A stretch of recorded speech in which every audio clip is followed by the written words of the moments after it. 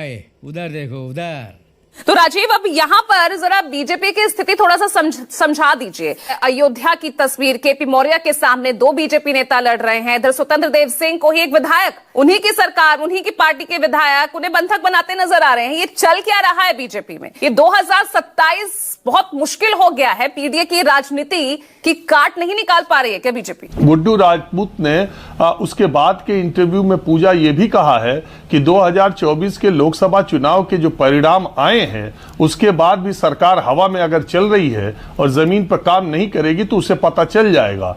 ये जो 2024 की यूपी में हार हुई है उसको ये कह देना कि संविधान के नाम पर, संविधान बदलने के नाम पर और इस वजह से वोट नहीं मिले, एक तरफा हुआ, तो वो कह रहे हैं कि मध्य प्रदेश में इसका असर क्यों नहीं हुआ? बगल का ही है मध्य प्रदेश। बिहार में इसका संविधान बदलने का असर क्यों नहीं हुआ? केवल असर उत्तर प्रदेश में हुआ।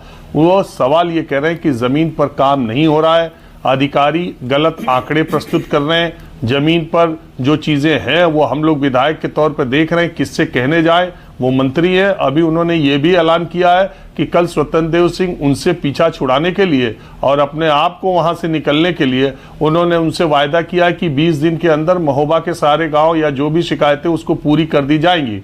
गुड्डू राजपूत ने यह भी चेतावनी दी है कि अगर 20 दिन के अंदर स्वतंत्र देव सिंह के मंत्रालय ने और उन्होंने महोबा के गांव-गांव की चीजों को अगर सही नहीं कराया तो फिर वो महोबा के ग्रामीणों के साथ आकर लखनऊ में उनका आवास घेर देंगे। अब ये एक घटना है जो मैं आपको बता रहा हूं। अब इसी से आप समझ लीजिए कि कितनी सिर फुटअव्वल भारतीय जनता पार्टी में दिखाई दे रही है। उत्तर प्रदेश के नक्शे पर अगर आप देखेंगे तो महोबा एक कोना है और एक कोना है अयोध्या। अब वहां की घटना क्या हुई? केशव प्रसाद मौर्य गए हुए थे, एक कार्यक्रम था और उस कार्यक्रम में वहां के प्रभारी मंत्री सूर्य प्रताप शाही भी मौजूद थे। सूर्य प्रताप शाही जब से योगी आदित्यनाथ मुख्यमंत्री हैं तब से वो कृषि मंत्री हैं। अच्छा। और वो वहां के अयोध्या के प्रभारी मंत्री वो भी मौजूद थे, केशव प्रसाद मौर्य उप मुख्यमंत्री। उनके कार्यक्रम में संजीव सिंह जिला अध्यक्ष आगे थे, एक सचिदानंद नाम के नेता हैं जो बसपा से आए हैं, वो बसपा से चुनाव भी लड़े हैं। उसी कार्यक्रम में आगे आने के लिए उनको हाथ पकड़ के पीछे कर दिया और उनको धक्का मुक्की वहां पर हुई और वहां जो स्थानीय मेयर थे, विधायक थे, वो सब इस बात पर खिलखिला के हंस रहे थे। तो ये एक दूसरी स्थिति वहां पर थी। जो घटना घटी है और उसके बाद की जो बातें हैं वो मैं आपको बता रहा हूं। तो वहां के जिला अध्यक्ष है, वो एक तरह से संगठन का सबसे बड़ा पद है जिला अध्यक्ष, एक तरह से क्या है ही, और उनके साथ ऐसा हुआ।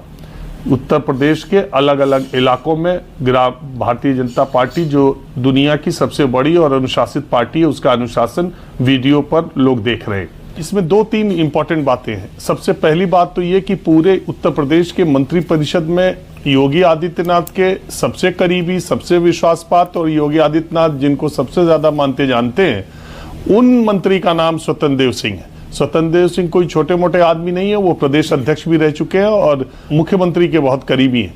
बावजूद इसके एक बीजेपी के विधायक ने उनके दौरे के दौरान उनके साथ क्या किया, ये वीडियोस में आप देख ही रही हैं, उसमें हमको बताने की जरूरत नहीं है। एक तरह से उनको बंधक बना लिया गया। शिकायत ये थी कि गांव वालों की ये शिकायत है कि विधानसभा में और आंकड़ों में स्वतंत्र देव सिंह का मंत्रालय और स्वतंत्र देव सिंह एज ए मंत्री, एज ए मिनिस्टर, महोबा को जल जीवन मिशन के तहत पूरा काम वहां पूरा हो चुका है, गांव-गांव सप्लाई हो रही है पानी की, ये बातें कही जाती है, ये दावा किया जाता है। और पूरे उत्तर प्रदेश में महोबा में जल जीवन मिशन सबसे अच्छे तरीके से काम कर रहा है। तो इसी बात को लेके वहां के गांव वालों ने विधायक को शिकायत की। धंधा बंद करवाएगा क्या? किसी भी एक गांव में भी ये पूरा काम नहीं हुआ है, जगह जगह सड़कें खुदी हुई हैं और जो गुड्डू राजपूत विधायक हैं वो ये दावा कर रहे हैं कि महोबा जिले के एक भी गांव में दिखा दिया जाए कि वो काम पूरा है कि नहीं पूरा है। और ग्राम प्रधानों ने और ग्रामीणों ने उनको इस बात की शिकायत की तो वो उनको लेकर के मंत्री जी आए थे, तो वो उन्हीं को फिर वो बातें उनके संज्ञान में लाना चाह रहे थे। अब सवाल तीसरा ये उठता है कि यूजीसी का पीडीए, अखिलेश यादव ये कह रहे हैं कि उनका पीडीए इतना तेज चला लोकसभा में और इस समय भी धीरे धीरे अंडर करंट के तौर पर पीडीए इतना तेज चल रहा है कि कि चुपके से यूजीसी में ओबीसी को जोड़कर ओबीसी को अपने पाले में लाने की एक कोशिश भारतीय जनता पार्टी ने की है। इससे सावधान रहने की जरूरत है। लोग ये भी कह रहे हैं कि एक तो यूजीसी के ये नए रेगुलेशन लाए और फिर अपने ही लोगों से इसका विरोध कराया, फिर अपने ही पक्ष के वकील से इस पर याचिका डलवाई और फिर इसके बाद अपने ही स्टे ले लिया। ये सारी राजनीति उत्तर प्रदेश के चुनाव के लिए की जा रही है। अरे बाप रे, ये तो धोती खोल रहा है। पूरी जो घटनाक्रम है ये सारा लबोलुबाब इधर है। उधर हिंदुत्व के नाम पर एक शंकराचार्य की गद्दी पर बैठे हैं कि नहीं अभी सवाल है, मगर अविमुक्तेश्वरानंद योगी आदित्यनाथ के खिलाफ यानी भगवा के खिलाफ भगवा, एक संत के खिलाफ एक संत खड़ा है और वो कह रहे हैं कि मुगलों से भी बुरी स्थिति है उत्तर प्रदेश सरकार की और अब हिंदुत्व पर ही वो चैलेंज करने के लिए 40 दिन का वो भी समय दे रहे हैं। हर तरफ निशाने पर योगी आदित्यनाथ और उनकी सरकार इस समय दिखाई दे रही है। उत्तर प्रदेश में चुनाव तो होने हैं, पश्चिम बंगाल में हेडलाइन में चल रहा उत्तर प्रदेश। बिल्कुल। और अगर राजीव आपको याद भी होगा कल ही एक पोस्टर भी लगा था कि जो संकेत दे रहा था कि योगी के लिए ये सब कुछ किया जा रहा है। कल वो पोस्टर भी चस्पा दिख रहे थे लखनऊ में। देखिए वो बहुत तरह की बातें चल रही हैं। ये उत्तर प्रदेश के चुनाव के नतीजे जो लोकसभा के आए थे, निश्चित तौर पर उसने योगी आदित्यनाथ को, भारतीय जनता पार्टी को ऊपर से नीचे तक हिला दिया था। चाहे उसके कोई भी तर्क दिए जाएं कि सांसदों से लोगों की नाराजगी थी या संविधान का मसला बहुत चल गया या कोई भी तर्क दिए जाएं, लेकिन ये बात सही है कि जिस डबल इंजन की बात करके भारतीय जनता पार्टी योगी मोदी की बात करके वो सब कुछ रहते और नीचे से दरी जनता ने खिसका दी, इसका अंदाजा लगा नहीं। तो उसके बाद के बाई इलेक्शन में शासन प्रशासन ने चुनाव कैसे संपन्न कराए, जो लोग वहां के मतदाता हैं वो अच्छी तरह जानते हैं। अब उसके बाद अब चुनाव होना है तो एक बात तो निश्चित तौर पर है कि भारतीय जनता पार्टी में उत्तर प्रदेश के भीतर गुटबाजी नहीं है, ऐसा आप नहीं कह सकती। भयंकर चरम पर गुटबाजी है। ये गड़बड़ है बाबा। ये तो दिल्ली का एक अनुशासन है या दिल्ली का एक डंडा है जिसकी वजह से आपको ये दिखाई नहीं दे रहा है। मुझे लग रहा है कि अब वो दिल्ली की तरफ से कुछ हल्का किया जा रहा है। ये क्या मामला है कि ये चीजें ऐसे सामने आ रही हैं जो आज तक सामने नहीं आई। आखिरी वर्ष में ये कोने कोने से जो तस्वीरें और जो बातें और जो बयान और जो सब कुछ आता है, ये उत्तर प्रदेश में आगे आने वाले एक बड़े बदलाव के संकेत के तौर पर इसको देखा जाए या एक वो कहते हैं ना एक सेफ्टी वॉल। कांग्रेस पार्टी के जब बनी थी 1885 में अखिल भारतीय राष्ट्रीय कांग्रेस, तो ये भी कहा गया कि ये सेफ्टी वॉल्व है, यानी भारतीयों के अंदर अंग्रेजों के खिलाफ जो गुस्सा पनप रहा है वो गुस्सा भारतीय राष्ट्रीय कांग्रेस के जरिए वो भड़ास निकल जाए, इसलिए इसको बनाया गया है। तो इसीलिए जो अगर जनता का गुस्सा विपक्ष उस मुद्दे को बनाए, इससे अच्छा है कि भारतीय जनता पार्टी के लोग ही जन असंतोष को सामने रखें और वो करें। तो ये क्या है अभी चूंकि ताजा घटनाएं हैं, अभी 2-3 दिन। चलिए तो आज तो हमारे साथ बीजेपी के प्रवक्ता भी आ गए हैं, एसएन सिंह जी। तो आज मैं उनसे पूछ ही लेती हूँ कि भाई ये आखिर हो क्या रहा है, बीजेपी में चल क्या रहा है, ये बढ़ता हुआ असंतोष। मतलब अखिलेश यादव कह रहे हैं कि डबल इंजन में ही डब्बे आपस में टकरा रहे हैं। अगर ये इसी को पीडीए कहते हैं कि पहला दावा आहिर, पहला दावा अल्पसंख्यक, तो मुझे लगता है कि सब लोगों ने देखा। ऐसा तो नहीं उत्तर प्रदेश में समाजवादी पार्टी की सरकार ने 4-4 बार उत्तर प्रदेश की जनता ने समाजवादी पार्टी को आशीर्वाद बरसाया। उन्होंने क्या किया?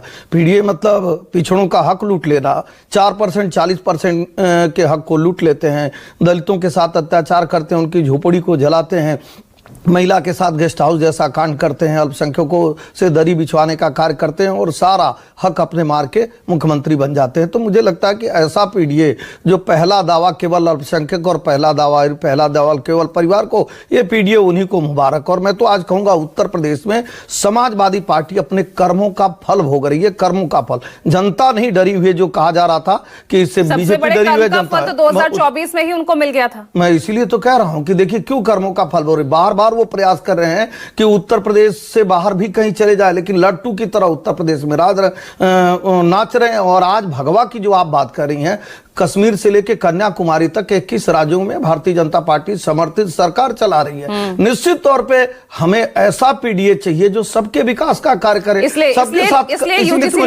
अब मैं इसीलिए तो कह रहा हूं, आप बोलने ही नहीं देंगी तो हम बताएंगे कैसे। बोल मैं कह रहा हूं, उत्तर प्रदेश की जनता समाजवादी पार्टी को क्यों नहीं चुनना चाहती है? 3 बार हो गया, लगभग 90 चुनाव छोटे बड़े प्रधानी से लेकर और प्रधानमंत्री तक का हुआ। उत्तर प्रदेश की जनता का आशीर्वाद भारतीय जनता पार्टी के साथ क्यों है? भारतीय जनता पार्टी में अगर कोई कमी भी होती है, मध्य प्रदेश, छत्तीसगढ़, राजस्थान हार गए, फिर भी हमने प्रयास करके सराखों पर बैठाकर लोगों को अपना बनाकर हम झोपड़ी नहीं जलाते हैं जिस तरह समाजवादी पार्टी के लोग जलाते हैं। मैं पूछ तो रहा हूं कि 4 बार में समाजवादी पार्टी के लोग यहां बैठे हैं, उनको केवल चांद बाबा ही क्यों दिखाई देते हैं? महोबा की जनता क्यों नहीं दिखाई देते हैं? फिलहाल महोबा की जनता पूछ रही है, जहां पर आप ही के मंत्री को, आप ही की सरकार में मंत्री को बंधक बना लिया गया, रोक दिया गया, 100 प्रधान और खुद वहां आपकी सरकार में विधायक। नहीं, देखिए, वो पार्टियां होंगी जो अपने पिता की भी बात को ना सुने। हम तो देवतुल्य जनता को जो है परम पिता मानते हैं। अगर जनता की आवाज कोई भी बनता है और हमसे बात कहता है तो हम सुनेंगे। वो सरकारें लोग देखे हैं कि विधानसभा में कुर्सियों से सर फूट जाता था और मुख्यमंत्री के सामने किसी की हैसियत नहीं होती थी मंत्रियों के साथ जाने की। गाना चलता था कि मंत्री जी की गाड़ी आ रही है, सड़क खाली करिए। तो ठीक किया ना फिर विधायक, फिर गुड्डू राजपूत ने ठीक किया ना। उनके गांव में परेशानी बहुत थी, उन्होंने तुरंत रोका, 100 प्रधानों के साथ घेर लिया मंत्री जी को, ठीक किया। नहीं, देखिए, अब कोई मुख्यमंत्री बन जाए और पिताजी को इस तरह से अपमानित करने का कार्य करे, जो फाउंडर मेंबर हो समाजवादी पार्टी का, जो अगर चाचा कह दे तो उनको पार्टी से ही निष्कासित करने का कार्य करे, निश्चित तौर पे भारतीय जनता पार्टी ऐसा कार्य नहीं करती है। झूठ बोल रहा है। उनका पीडीए खूब भार है इसीलिए यूजीसी में ये नया नियम उसी ओबीसी को कैश करने के लिए किया गया ना। 10 सेकंड देखिए, पीडीए मतलब क्या होता है? पीडीए मतलब पिछड़ा भी, दलित भी और सब कुछ भी। जब कोई पार्टी ये कहती है कि भाई हमारी सरकार बनेगी तो हम तो आपको जो है एंकर को ही उठा ले जाएंगे, ऐसे समाजवादी पार्टी के लोग बोले हैं। मत उछलिए, 2024 के बाद भी अगर आप हवा में उछल रहे हैं, मैं तो पहले भी कहा, ये बहुत बुरा होने वाला है। मैं तो पहले भी आपके विधायक चेता रहे हैं आपको। निंदा कोई बात है तो निश्चित तौर पे भारतीय जनता पार्टी अपने सहयोगियों के साथ, अपने समर्थकों के साथ, अपनी जनता के साथ, चलिए ठीक है फखरुल हसन चांद जी, अब देखिए यहाँ पर तो सब कुछ ठीक ठाक चल रहा है। ये वो सरकार नहीं है ना भाई, यहाँ पर तो सबकी सुनी जाती है, उन्हें ठीक लग रहा है। अगर विधायक भी काम नहीं हो रहा, मंत्री जी को रोक रहे हैं तो ठीक है। सवाल आज अब भारतीय जनता पार्टी पे था, आपके मंत्रियों पे था कि आपके मंत्रियों को आपके विधायक घेर रहे हैं, लेकिन आप सवाल समाजवादी पार्टी से पूछ रहे हैं। 2024 में अभी उत्तर प्रदेश की जनता ने आपको पीडीए का मतलब बहुत अच्छी से समझाया है, बहुत अच्छे से। शायद आपको समझ में नहीं आया, उसके बाद ही जब 2024 आप हारे तो आज आप मंत्रियों की बात कर रहे हैं। भाई हमने कब रोका था कि ब्रजेश पाठक जी कैबिनेट की बैठकों में ना जाए, केशव प्रसाद मौर्य जी वो कैबिनेट की बैठकों में जाए। आप तो हारने के बाद कैबिनेट की बैठकों से भागने लगे थे। वो क्या था? वो हम लोग करवा रहे थे, समाजवादी वाले करवा रहे थे, और आपने कहा झोपड़ी जलाने का काम नहीं करते। अरे भाई, उत्तर प्रदेश में कानपुर में एक माँ बेटी जिंदा जल गई थी, आप लोगों ने बुलडोजर चलाया, झोपड़ी में आग लगा दी। आप बात करते हैं पिछड़ों की, दलितों की। आज ना आपके साथ पिछड़ा है, ना दलित है, ना अल्पसंख्यक है, ना ब्राह्मण है। आज तो आपके पास केवल तीसरी इस बात की बची है, उसमें भी वो तीसरी जो आपके साथ खड़े हुए हैं। बाकी जो समाजवादी सोच के लोग हैं वो आज समाजवादियों के साथ खड़े, वो पीडीए के साथ खड़े, तो लेने के देने पड़ गए। तो सवाल इस बात का है कि आज आपके साथ आपका विधायक नहीं है, वो मंत्रियों को घेर रहा है। आज जब आप उत्तर प्रदेश में हारते हैं तो आपके दोनों डिप्टी सीएम आपको छोड़ के भाग जाते हैं, लेकिन सरकार बहुत अच्छी चल रही है। उत्तर प्रदेश में आपने केवल समाजवादी पार्टी को बदनाम किया है। अयोध्या के समाजवादी पार्टी के नेता को सदन में खड़े होके मुख्यमंत्री जी ने कहा, पूरी पार्टी ने कहा, बड़ी बड़ी डिबेट हुई, आज आपको साफ सुन गया है। आज न्यायपालिका ने उन्हें दोषी निर्दोष साबित कर दिया।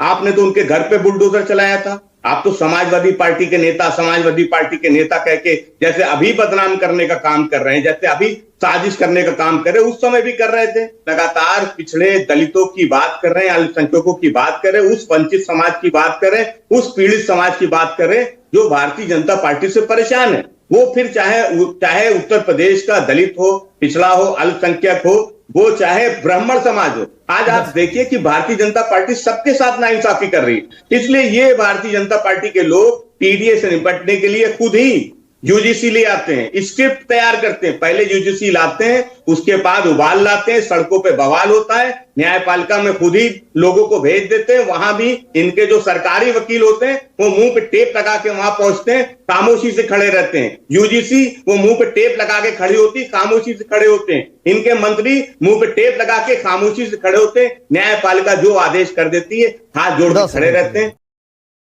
गजब टू विवाद आदमी। नहीं, उनको अगर भी ये समझ झूठ जाना का चाहिए प्रोपेगेंडा ही कि होता वो सिर्फ प्रियंका पॉलिटिक्स गुप्ता बातें, तो आप लोगों को सिर्फ ठगने का काम करते हैं। अब यूजीसी में क्या किया, लॉलीपॉप दिखाया और उसके बाद रख लिया।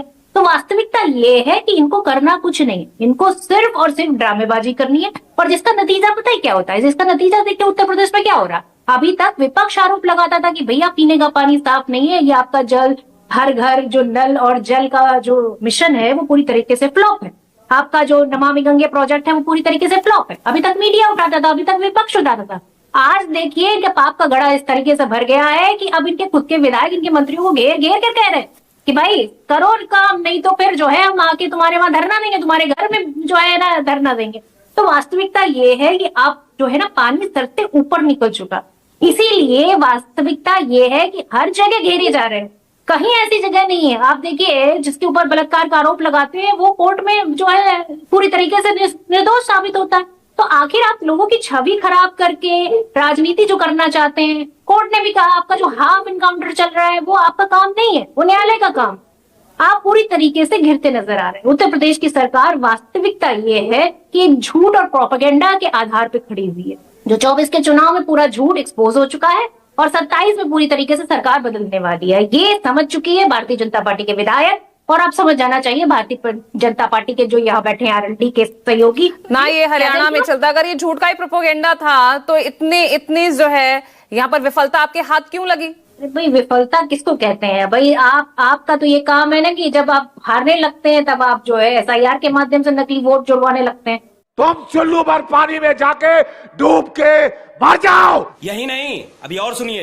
तो वास्तविकता ये है कि आप कितना करेंगे। आप जब आपका धरातल ही खिसक गया, आपका वोटर ही खिसक गया, आप ना आगड़ों के हैं, ना पिछड़ों के हैं, ना दलितों के हैं, ना ओबीसी के हैं, किसी के तो है नहीं। आप तो पूरी तरीके से फ्रॉड हैं जो जनता को सिर्फ भ्रमजाल में फंसाते हैं, अपनी राजनीति करते हैं। अभी तक क्या था, ये विभाजन करते थे हिंदू मुसलमान में, अब क्या है, ये जातिगत विभाजन स्टार्ट कर दिया इन्होंने, ये नया एजेंडा अपनाया। तो हर तरीके से जब ये फेल हो जाते हैं तब फिर जाके ये भगवान की शरण, तो खैर झूठी एक शरण होती है, आप जाके संतों में भी बंटवारा कर दिया। मतलब आप समझिए कि मतलब मूर्खता की पराकाष्ठा है कि सरकार जो है एक संत को कह रही है कि वो देशद्रोही है, वो काल नेमी है, दूसरे को कह रही है कि नहीं ये बड़ा अच्छा है। तो आप कहीं तो स्टैंड करिए साहब। अच्छा बात नहीं है।